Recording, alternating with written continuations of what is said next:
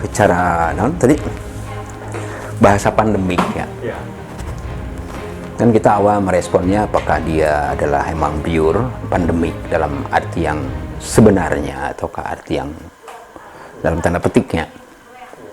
Artinya emang by design atau apapun namanya lah. Ya, mempersepsi tentang apa namanya wabah dalam arti luasnya. Pandemik itu kan beda dengan epidemi lokal lah. Artinya kalau ada sesuatu wilayah yang kena, kan yang lain masih ada kebayang lah persepsinya. Berharap ada bantuan dari pihak lain. Jadi kalau udah bahasanya pandemik itu kan udah artinya akan semua orang akan membutuhkan bantuan. Artinya akan tidak berharap untuk ada bantuan. Jadi cara pandang yang kenapa peristilahan pandemik, mau rekayasa tidak mau rekayasa, emang faktanya adalah pandemik terjadi pandemik. Bukan situasinya pandemik. Ketakutan, ABCD, teror. Jadi yang melihatnya bukan terkait realitasnya, tapi situasi dan keadaan yang dialami itu memang benar-benar kealamannya pandemi. Ruang persepsinya yang digambar dan tergambar. Apakah dia akan seperti itu atau tidak, ya kita juga belum tahu, tergantung bagaimana kita mempersepsinya dan mengolahnya gitu. Karena kalau constraint-nya kan udah jelas sebenarnya nama constraint-nya itu. Sebutlah tadi dari pengetahuan ya, misalnya jaga jarak, ya kan, berkumpul ABCD kan, ya anggaplah seperti itu juga bisa belum tentunya, anggaplah begitu. Tapi anggap aja kita berangkat dari hal-hal yang kita menyebutnya protokol. Dengan protokol itu kan tidak diartikan jadi terpersepsi oleh satu keadaan yang lain. Protokolnya itu tiba-tiba digambarnya di rumah aja. Coba nyambung tuh. Ya kan? Ya constraint-nya, keterbatasan ketentuan tentang sesuatu itu, anggaplah itu gitu. Anggap aja gitu. Ya nggak boleh berkumpul ini apapun. Tapi digambarnya jadi di rumah aja. Coba bayangin. Kan nyambung. Gitu. Kenapa nggak berlakukan saja protokolnya? Iya gitu. Kenapa nggak diberlakukan protokolnya? Kalau itu yang terjadi gitu. Karena kan ini berpersepsi jauh kemana-mana. Di rumah aja teh maksudnya apa? Gitu. Apakah ada hubungan langsung A dengan B? Ini karena terlalu banyak multiple choice kita. Jadi belajarnya multiple choice. Jawaban A benar, B benar, tapi tidak ada hubungan nih. Jadi jawaban B, bukan jawaban A. Ini terlalu banyak multiple choice dulu lagi proses belajar sekolahnya. Jadi bukan belajar bernalar. Kalau belajar bernalar, maka problemnya itu, ya kita harus melakukannya apa? Ya kan? Ya. Ini multiple choice non B katanya. A benar, B benar, nanti pernyataan satu benar, pernyataan kedua benar, tapi tidak ada hubungan sebab akibat.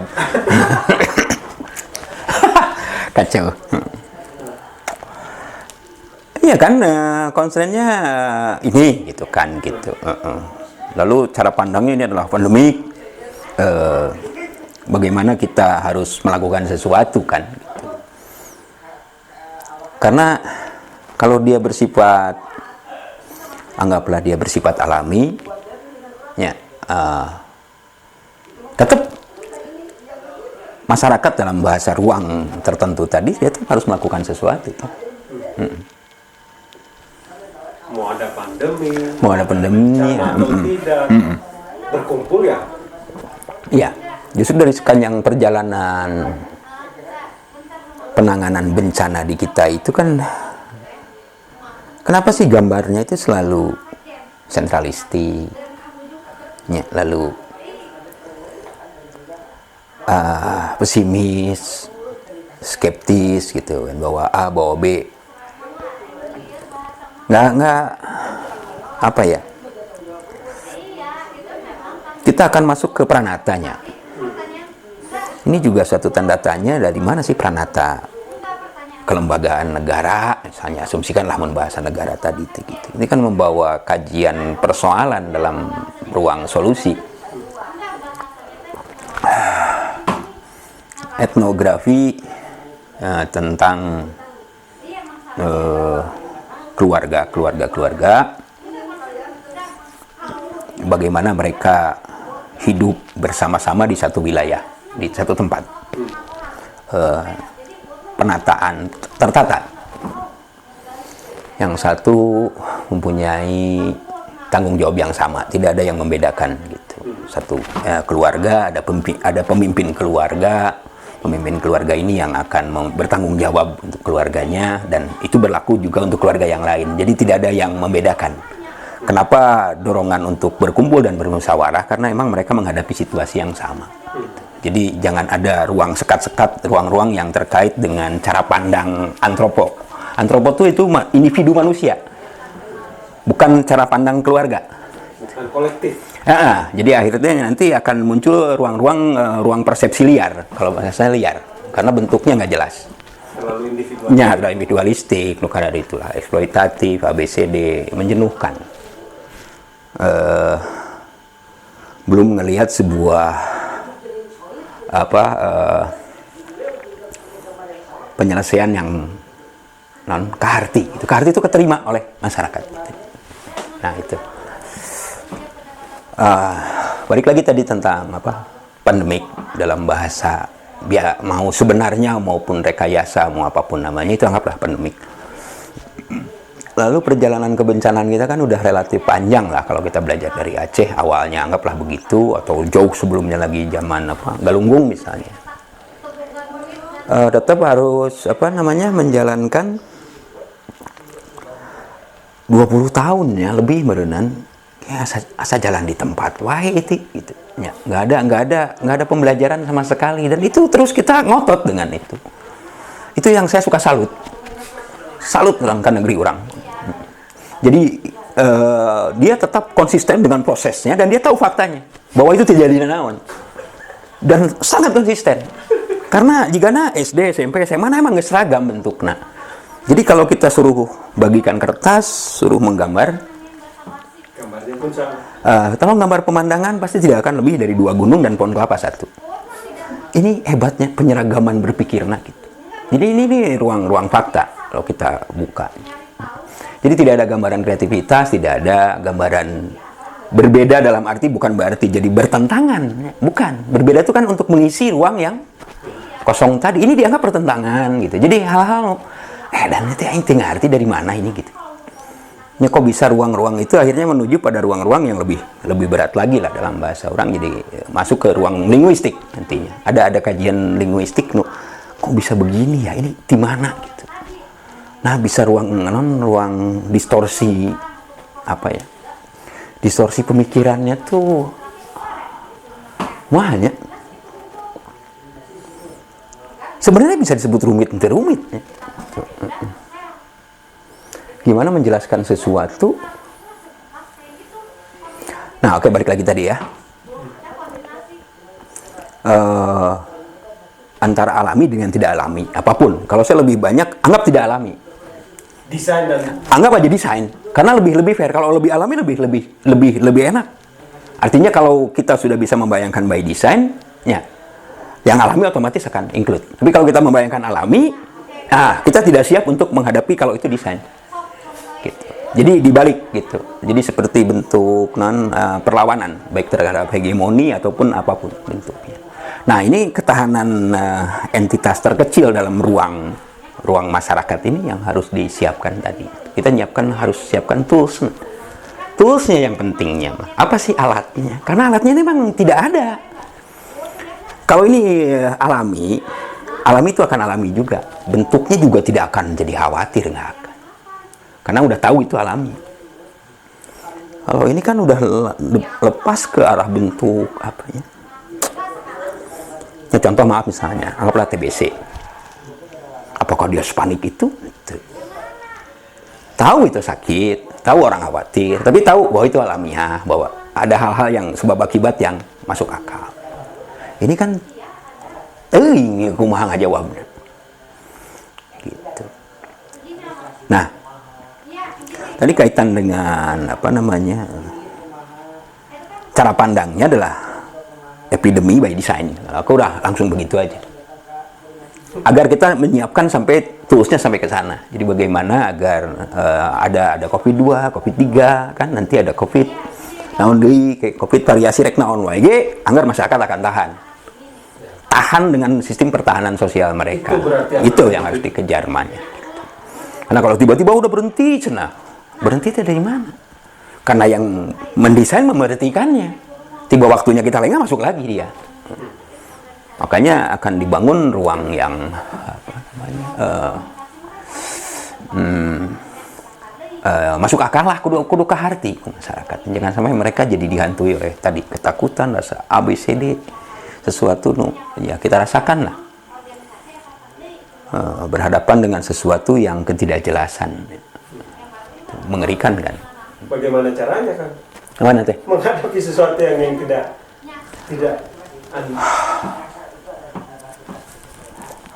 itu maksud saya pertanyaannya ke arah tadi itu, bahwa sebegitu yakinkah kita dengan metode berkumpul, berkomunikasi, kan mungkin itu rohnya di wilayah, mendorong wilayah pendampingan dan pembangunan posko masyarakat misalnya. Keunggulan partisipatorik kan itu. Keunggulan partisipatorik. Karena kalau ini yang paling, kalau kita tidak sekarang gini, diam aja di rumah. Diam di rumah teh diam atau apa? Atau ada slogan lagi, kita harus membangun hashtag baru meureun. Ya kan? Karena cara pandang rumah dengan cara pandang keluarga, cara pandang komunitasnya, masyarakat dalam ruang tertentu itu kan dengan berbeda pisan. Rumah teh, diam aja di rumah teh apa? Dalam tanda petik tuh rumah. Atau satu rumah tuh ruang di mana satu dengan yang lain nggak ada. Ya ada satu batasan fisikal tapi tetap tidak. Ya, rumah. Home dengan house. Nah, ini yang agak berbedanya. Listen sama apa namanya? Here. Home, ya home dengan host.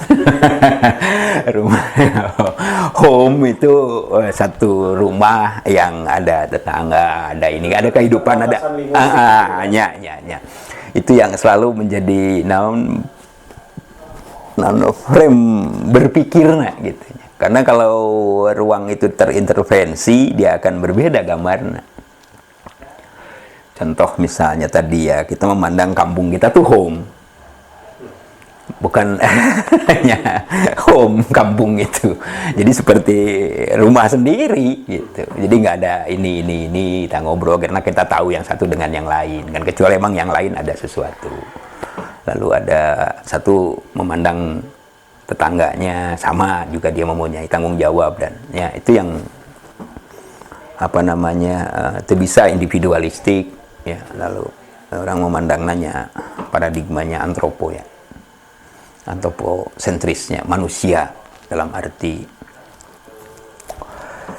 ya. Berarti kalau begitu yang saya tangkap, kita mencari obat bukan pengalih dari rasa sakit ya. Ya mungkin selama ini mungkin kita tinggalkan ruang-ruang ruang sosialnya, karena kan gini ya, masyarakat itu akan tahu, mencari jalan keluarnya sendiri itu tahu. Nah persoalannya apakah dia akan berkumpul atau tidak. Berkumpul itu dalam tanda petiknya, berkumpul dalam arti tadi melakukan sesuatu bersama atau individu. Kalau individu atau masing-masing udah kebayang lah. Yang kuat akan bertahan, yang lemah akan jatuh. Ya, survival of the fittest. Nah, ini juga survival of the fittest adalah antropo. Bukan etno. Etno tidak akan begitu. Dia akan selalu memandang bahwa nggak ada bedanya saya dengan dia. Gitu. Bagaimana apa yang dia rasakan, kita harus merasakannya. Kira-kira gitu. mendorong masyarakat untuk menemukan solusinya. Karena jadi karena kita kalau suruh ngegambar seragam, ruang persepsinya seragam, jadi kesannya solusi itu tidak ada. Karena emang seragam bentuknya. Kasih kertas kosong, suruh menggambar, yang keluarnya sarua. Gambar pemandangan, gambarnya sama. Artinya pada saat kita diintervensi oleh sesuatu gambar yang lain, dia akan chaos. Karena nggak punya gambar yang lain. Tidak ada ruang kreativitas, karena ruangnya adalah ruang-ruang tadi lah. Proses-proses pendidikan, proses-proses edukasinya juga, ya gitu-gitu kan. Ya, seperti terpola, terbentuk.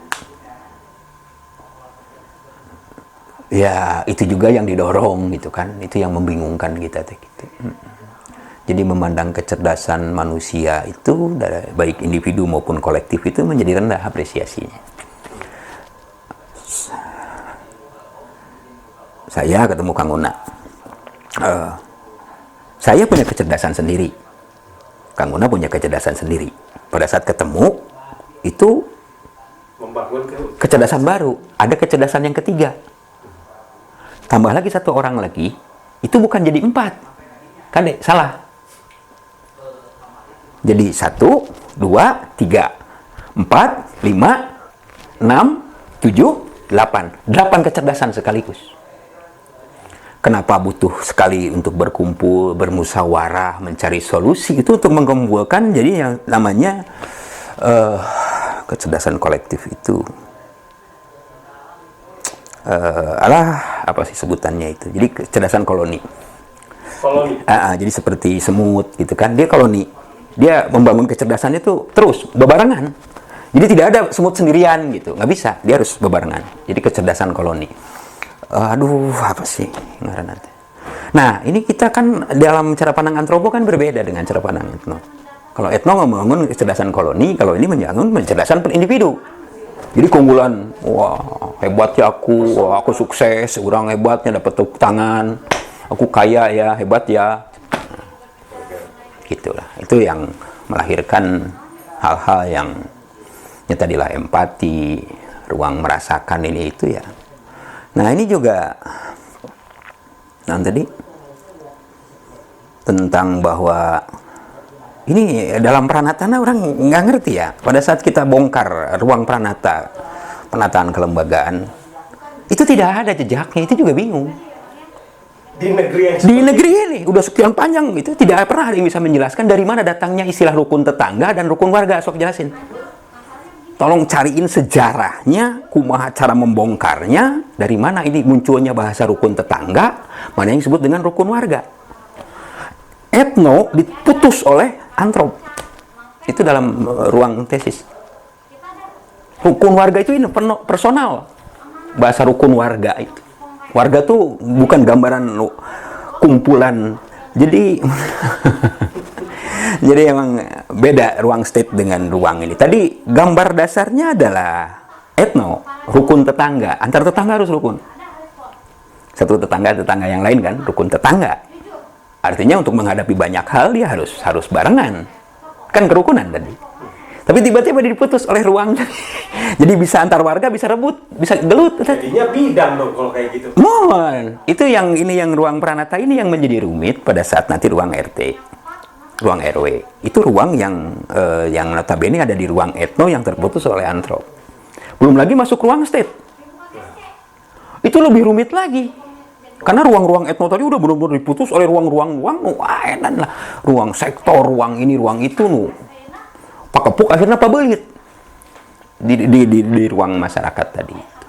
Kalau kita konsisten dengan ruang tadi, ruang rukun tetangga, udah selesai. Itu aja terus didorong. Jadi presiden itu adalah koordinator rukun tetangga. Jadi tidak ada keributan.